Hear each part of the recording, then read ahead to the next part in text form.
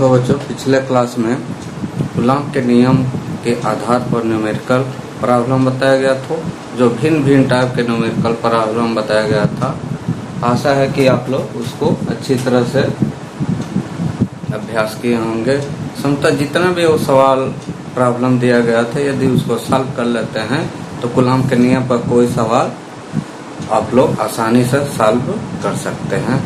बशर्ते उसको आप कितना ज़्यादा कंसेप्ट क्लियर है नहीं है।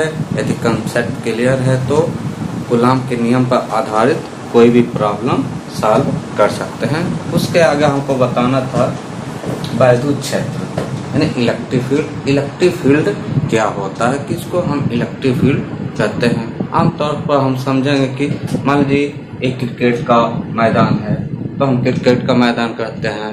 जहाँ फुटबॉल खेला जाता है वह फुटबॉल का मैदान होता है। हॉकी खेला जाता है तो हॉकी का मैदान होता है, यानी फील्ड। तो यहाँ पे हमको इलेक्ट्रिक फील्ड बताना है। यदि किसी आवेश के कारण यदि कोई आवेश है तो यह आवेश क्या करता है, अपने चारों तरफ इलेक्ट्रिक फील्ड यानी वैद्युत क्षेत्र क्रिएट करता है। या इस आवेश का प्रभाव जहाँ तक रहता है वह क्या कहलाता है, इलेक्ट्रिक फील्ड कहलाता है। या इस इलेक्ट्रिक फील्ड के अंदर कोई टेस्ट चार्ज प्लस Q0 इसके अंदर क्या प्रवेश करता है, तो इस पर एक फोर्स, बहुत तगड़ा फोर्स लगता है। और इस फोर्स का प्रभाव से ये क्या होता है, बाहर की ओर क्या होता है, पुश होता है। तो इसी को हम क्या कहते हैं, वैद्युत क्षेत्र कहते हैं।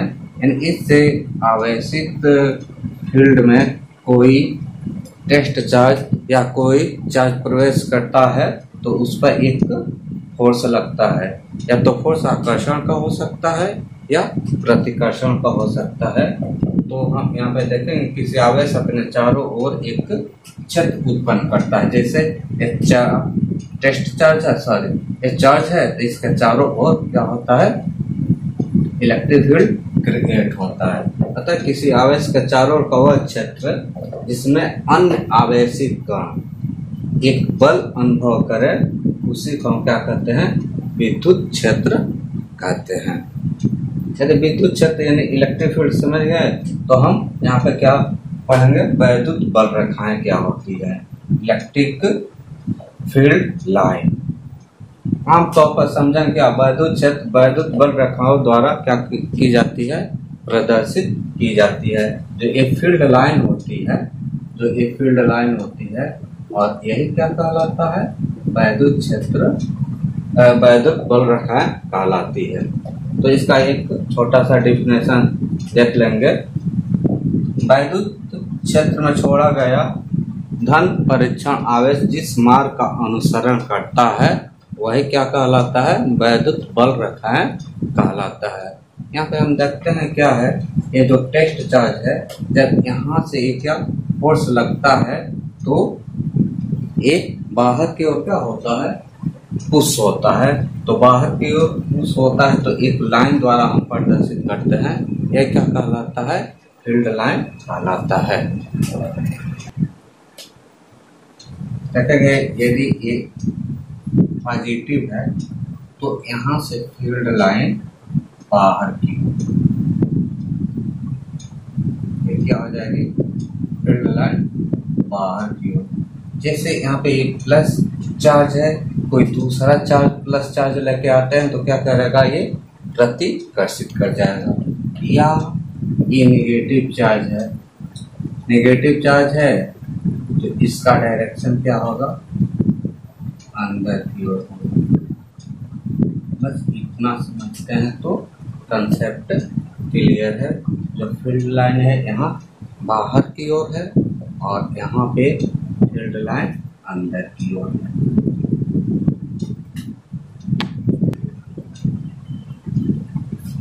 अगला टॉपिक हम देखेंगे, वैद्युत क्षेत्र की तीव्रता क्या होती है, इंटेंसिटी ऑफ इलेक्ट्रिक फील्ड। मान लेते हैं इलेक्ट्रिक फील्ड में कोई टेस्ट चार्ज है, ये टेस्ट चार्ज है जो इस टेस्ट चार्ज पर एक फोर्स कार्यरत होता है, एक फोर्स कार्यरत होता है, अर्थात हम कह सकते हैं एकांक टेस्ट चार्ज पर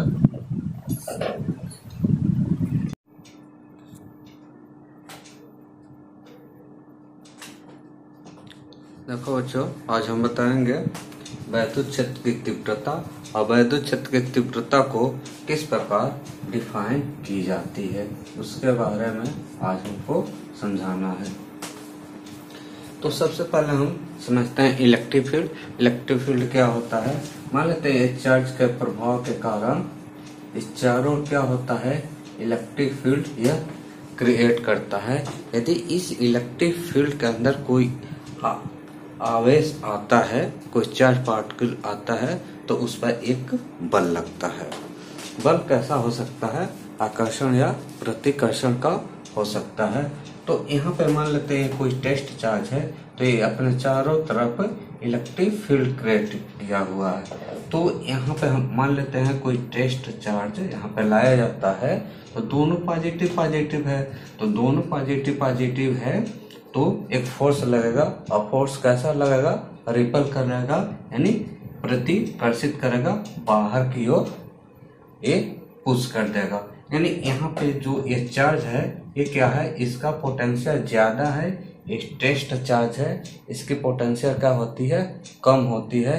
ये बहुत ही छोटा है, यदि बड़ा होता तो ये इसको इधर पुश कर देता है। तो इसीलिए यहाँ पे क्या मान लिया गया है, क्यू क्या है? सोर्स चार्ज है, और एक Q0 क्या है? टेस्ट चार्ज है। हम जानते हैं टेस्ट चार्ज का अपना कोई इलेक्ट्रिक फील्ड नहीं होता है।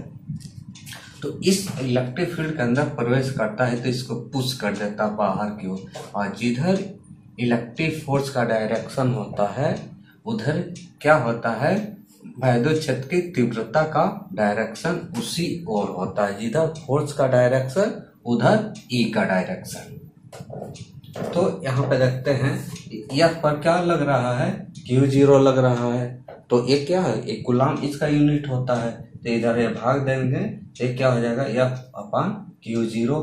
और F/Q0 को जो ये फोर्स लग रहा है, तो दो क्वांटिटी से हम क्या करते हैं, रिप्रेजेंट करते हैं। एक E होता है, एक V होता है, पोटेंशियल होता है।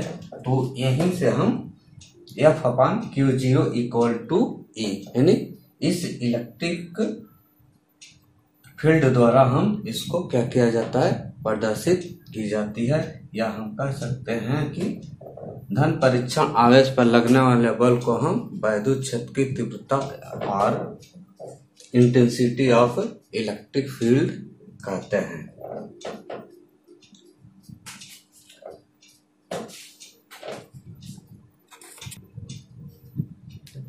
सबसे मेन है कि इसमें हम देखेंगे कि इलेक्ट्रिक फील्ड का डायरेक्शन किस प्रकार ज्ञात की जाती है। मेन पॉइंट है इलेक्ट्रिक फील्ड के डायरेक्शन ज्ञात करना। मान लेते हैं पॉजिटिव चार्ज है, पॉजिटिव चार्ज के कारण क्या फोर्स किधर लगेगा, बाहर की ओर लगेगा। यदि मान लेते हैं यहाँ पे टेस्ट चार्ज आएगा तो दोनों प्लस प्लस, अब जब दोनों प्लस प्लस होगा तो ये क्या हो जाएगा, एक प्रतिकर्षित करेगा। जब प्रतिकर्षित करेगा तो इलेक्ट्रिक फील्ड का डायरेक्शन क्या हो जाएगा, बाहर की ओर होगा। पॉजिटिव आवेश के कारण जो फोर्स लगता है, फोर्स का जो डायरेक्शन होता है वही इलेक्ट्रिक फील्ड का भी डायरेक्शन होता है। ये दोनों में से एक रूल हम अपना कर क्या इलेक्ट्रिक फील्ड का डायरेक्शन ज्ञात किया जा सकता है। और यहाँ पे देखो यदि नेगेटिव चार्ज है तो नेगेटिव चार्ज के कारण फोर्स बाहर की ओर नहीं लगेगा। यहाँ बनाने यानी समझाने के लिए प्रयास किया गया है कि जो नेगेटिव आवेश के कारण फोर्स लगता है उसके विपरीत डायरेक्शन में इलेक्ट्रिक फील्ड का डायरेक्शन होता है। तो समझाने का यहाँ प्रयास किया गया है। ऐसा नहीं है कि ये नेगेटिव चार्ज है तो फोर्स बाहर की ओर लगेगा, फोर्स क्या होगा, अंदर की ओर लगेगा। जो यहाँ पे क्या बताया गया है, ये नेगेटिव आवेश है तो फोर्स लगेगा तो क्या करेगा, अट्रैक्ट करेगा। जब अट्रैक्ट करेगा, फोर्स का डायरेक्शन इधर है तो इलेक्ट्रिक फील्ड का डायरेक्शन क्या हो जाएगा, इसके फोर्स के डायरेक्शन की अपोजिट होगी। तो दोनों में से एक रूल अपना कर हम क्या इलेक्ट्रिक फील्ड का डायरेक्शन ज्ञात किया जा सकता है। यहीं पे हम देख लेते हैं, मान लेते हैं ये क्या है, नेगेटिव चार्ज है। जो नेगेटिव चार्ज है तो अब इसका डायरेक्शन किधर हो जाएगा, अंदर की ओर होगा, अट्रैक्ट कर लेगा। जब अट्रैक्ट कर लेगा तो इलेक्ट्रिक फील्ड का डायरेक्शन बाहर की ओर होगा। चार्ज नेगेटिव हो या पॉजिटिव हो, इलेक्ट्रिक फील्ड का डायरेक्शन हमेशा बाहर की ओर होती है इस कंडीशन के हिसाब से।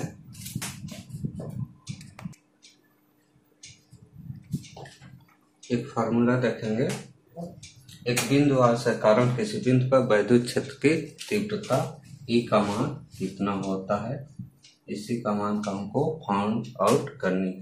तो मान लेते हैं यहाँ पे एक बिंदु आवेश है, ये क्या है, बिंदु आवेश है, और यहाँ से ई कोई पॉइंट है आर दूरी पर,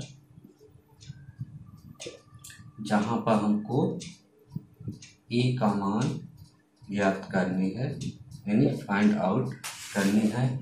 और यह चार्ज हम पॉजिटिव ले लेते हैं। तो इस चार्ज से यानी इस पॉइंट को हम ए मान लेते हैं। ए से क्या है, आर दूरी पर कोई पॉइंट पी है जहां पर हमको ई का मान फाइंड आउट करनी है। तो सबसे पहले हम ई पर टेस्ट चार्ज लेंगे। लेट यहाँ पे हम मान लेते हैं, लेट पी पर क्या है, प्लस Q0 स्थित हो। तो हमको पहले जानना पड़ेगा कि E कैसे ज्ञात होगा। तो पिछले टर्म में बताया गया था E बराबर क्या होता है, F अपान Q0। यदि हम किसी तरह यहाँ से हम क्या कर लें, F का मान ज्ञात कर लिया जाए और यहाँ पर रख दिया जाए तो हमको E का मान क्या हो जाएगा, ज्ञात हो जाएगा।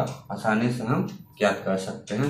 तो यहाँ पे लेट कर लिए हैं, लेट मान लेते हैं प्लस Q0 P पर स्थित हो। जब P पर स्थित होगा तो ये प्लस चार्ज है, ये क्या है, ये भी प्लस है। जब प्लस प्लस होगा तो क्या कर जाएगा, प्रतिकर्षित कर जाएगा। तो यहाँ पे E का डायरेक्शन किधर होगा, इस साइड होगा, इस साइड होगा। और वहां पे भी बताया गया था प्लस चार्ज के कारण लगने वाला फोर्स, फोर्स का डायरेक्शन भी यही है। तो इलेक्ट्रिक फील्ड का डायरेक्शन भी इस ओर होगा, यानी AP दिशा में। इधर लिख लेंगे AP डायरेक्शन में, AP दिशा में। तो हम यहाँ से लिख सकते हैं Q तथा Q0 के मध्य लगने वाला वैद्युत बल। तो ये F का मान हो जाएगा, F बराबर क्या हो जाएगा, 1/4πε0।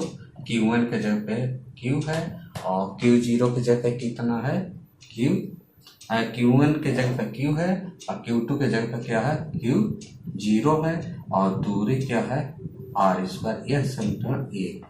अब मेरा प्रॉब्लम क्या हो गया, सॉल्व हो गया, और यही मान हम यहाँ पे हम पुट कर देंगे। तो हम लिख सकते हैं अतः P पर वैद्युत क्षेत्र की तीव्रता क्या होता है, E बराबर होता है F अपान Q0। तो यहीं पे मान हम रख देते हैं। तो ये क्या हो जाएगा, E बराबर क्या हो जाएगा, 1/Q0 इंटू F का मान रख दिया जाए। F का मान रखेंगे तो कितना हो जाएगा, 1/4πε0 Q0, ये क्या हो जाएगा, r²। तो Q0 से Q0 ये कैंसिल आउट हो जाएगा। तो यहाँ से क्या बच जाएगा, E बराबर हो जाएगा 1/4πε0 Q/r²। R square. बहुत इम्पोर्टेंट फार्मूला है और इस फार्मूला पे बहुत सारे न्यूमेरिकल सॉल्व की जाएगी जो परीक्षा में आता है। कॉम्पिटिटिव परीक्षा या बोर्ड परीक्षा हो, यूपी हो या